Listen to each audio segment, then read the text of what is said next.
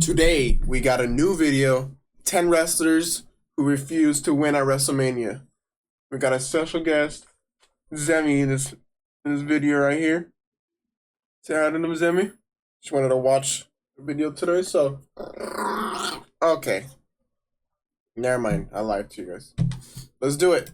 Wrestlers who refuse to win at First off, why would you refuse to win at WrestleMania? Like, what type of crazy person you gotta be to refuse to lose at WrestleMania? Like, everybody's dreaming is to win WrestleMania. Why would you refuse to win? WrestleMania. Number 10, AJ Styles versus Chris Jericho. Now, heading into AJ Styles' WrestleMania debut, fans were convinced that AJ would secure a huge win over Chris Jericho. AJ was the firm favorite for the matchup, as this was his first ever WrestleMania matchup, and it wasn't as if Jericho needed the win, as his popularity and star power couldn't be touched during this time. But shockingly, WWE decided to have Jericho win the match, and it was later reported that AJ wanted to lose the match. Was this because AJ wanted to show that he was a team player? Well, potentially. It may have also been that AJ was of the belief that he shouldn't just walk into a prominent spot on the WrestleMania card so he and lost just his first win. WrestleMania It was match? his duty to do the honors. Number 9, Mark Henry versus The Undertaker.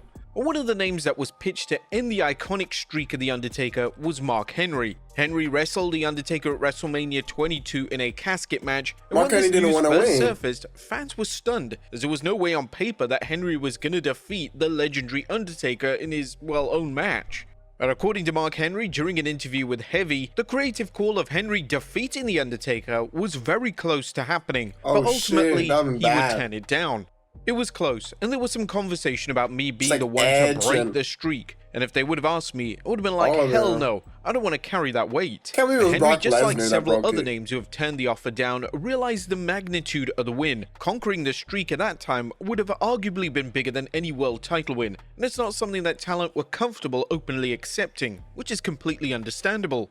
Number 8, Kane versus The Undertaker. Kane was a name that The Undertaker loved working with. This affection ran so deep that The Undertaker reportedly wanted Kane to break the streak on more than one occasion. It's believed that WrestleMania 20 was one of the events discussed for this to take place, and it was even rumored that The Undertaker wanted Kane to break it at a subsequent WrestleMania event. Kane was well established for being one of the most selfless pro wrestlers of all time, so it was hardly a surprise that the man said no thanks.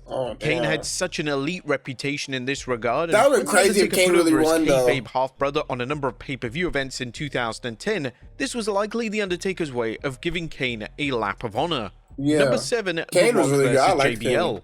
Now, in 2005, as WWE were putting together their creative plans for WrestleMania 21, one of the ideas WWE were sold on was JBL defending the WWE title versus The Rock. Now, The Rock was basically retired at this point in time, but WWE believed that this would reignite the product and make fans interested in what WWE were offering. The initial creative plans legitimately called for The Rock to win. However, with The Rock having extensive commitments in Hollywood, it's unknown how this would have worked. Of course, the Great One turned the match and the huge win down, and instead WWE would commit to making John Cena the new face of the company, which was 100% the correct call.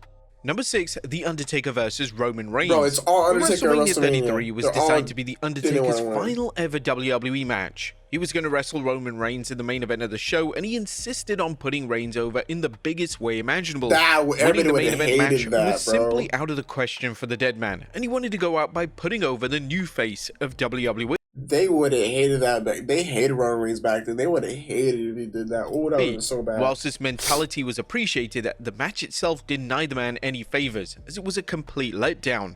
The dead man wasn't just in the right place physically or mentally to deliver a high-quality match, and this led him to having several more matches down the road. The Undertaker has spoken at length regarding how bad he felt for messing up Reigns' big moment. Whilst The Undertaker may feel extremely bad, in the long run, it failed to hinder either man's legacy or status in WWE. So that's after he won the WrestleMania. Number 5, John Cena versus Bray Wyatt. It's a common consensus that Bray Wyatt should have defeated John Cena at WrestleMania 30. Cena had no reason to win this match, and Wyatt winning such a huge match on the grand stage could have been an incredible moment for him. But 6 years later at WrestleMania 36, the two would have a rematch, and it was almost as if Cena went out of his way to make Wyatt look good as humanly possible. The two collided in a wild yet fun Firefly Funhouse match, and the match acted as a study of Cena's character and persona. The initial plans for the match were for the two to collide in a regular 1v1 matchup, and if this was indeed planned, then Cena would have done the favor and wouldn't have hesitated in putting Wyatt over.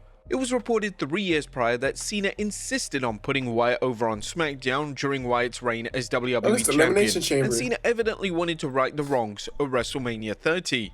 Number 4, Edge versus The Undertaker. Okay, Edge, the main event of WrestleMania 24 was set to be Edge defending the world title against The Undertaker, and internal conversations within the company were stating that Edge was going to win the match. It's unknown why exactly WWE believed it was a time to end the streak, but it was possible that they may have been under the impression that the streak had just run its course. But Edge would ultimately turn down the offer, and Edge reflected on his executive call during an appearance on the Impulsive podcast. Yeah, so we were going to meet in the main event of WrestleMania 24, and I think the streak at that point was 15-0. It was kind of thrown by me like, what do you think? I was like, absolutely not. Why would we do that? That makes zero sense to me. I'm already a made man. I'm in the main event of WrestleMania. What's it gonna do for me? Sure, it would do something, I guess, but let's save that. Let's save that for somebody who can really use that boost. And they the used WWE it for Hall Brock. of Famer had a great point. What benefit would it have had to his standing in the company? Edge was already a top guy, and there was no need for him to receive such a monumental win. Number 3, Batista versus Daniel Bryan. Well, upon returning to WWE in 2014, Batista was promised the world. He was promised a main event match versus Randy Orton at WrestleMania 30, and he was promised a world title reign. And naturally, due to the rise of Daniel Bryan, some of WWE's promises would be broken. Batista would end up tapping out to Bryan in the main event of WrestleMania. Now, according to Batista himself during an appearance on MLW Radio's Writers' Room, it was his call to put Bryan over in the main event. And the Animal took issue with WWE's call to follow up the win with a poorly executed angle on Raw the next night. Here's what I hated about the whole Daniel Bryan thing. We did the thing at Mania, which was great, man. I wanted to put him over. I agreed to tap out to him. It was no big deal. I never made a big deal out of it. The thing I made a big deal out of was what we did that deal that night. The next night, after he got off a stretcher, gone through hell the whole night, and it wasn't his call, but they wanted him to come back not selling anything. Like not selling that he was sore or beat up or injured. Nothing. Batista was rumored to face Bryan in the main event of the 2014 Payback pay-per-view, but it's believed that Batista was on board with continuing the rivalry between his Evolution stable and The Shield. Knowing how well received this angle was, this was definitely the right call. Number 2, Daniel Bryan versus Kofi Kingston. The Kofi Mania storyline in 2019 gripped the wrestling world, and one of the names responsible for the storyline being such an overwhelming success was Daniel Bryan. Bryan used his political power within the company to push for Kingston to get the spot at WrestleMania 35, and Bryan would insist on putting over Kingston. Kingston would reveal this during an appearance on the After the Bell podcast, and Kingston gave Bryan credit for understanding with what the fans wanted.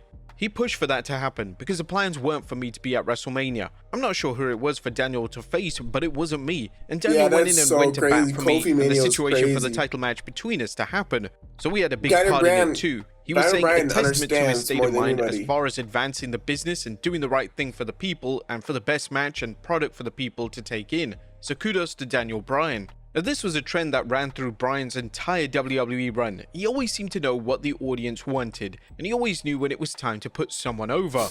And number 1, Randy Orton versus The Undertaker. One of the names that fans would have likely accepted to end the streak was the legend killer Randy Orton. In 2005, Orton was slowly emerging as a major player for WWE, and he needed a big win to solidify himself as a future legend for the company. As WWE rolled into Orton versus The Undertaker at WrestleMania 21, there were endless rumors that they were going to have Orton win, but they ultimately had the dead man extend his win streak. It was later reported that Orton turned down the idea of winning that match, which highlighted the respect he had for the dead man. Even though WWE's resident Viper would turn this offer down, The Undertaker would put over Orton at subsequent pay-per-view events, including the 2005 SummerSlam. But there you have it, folks, 10 WWE wrestlers who refused to win at WrestleMania. I didn't know all that. That's crazy.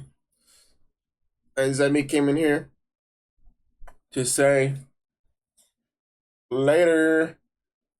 Oh, so I don't know.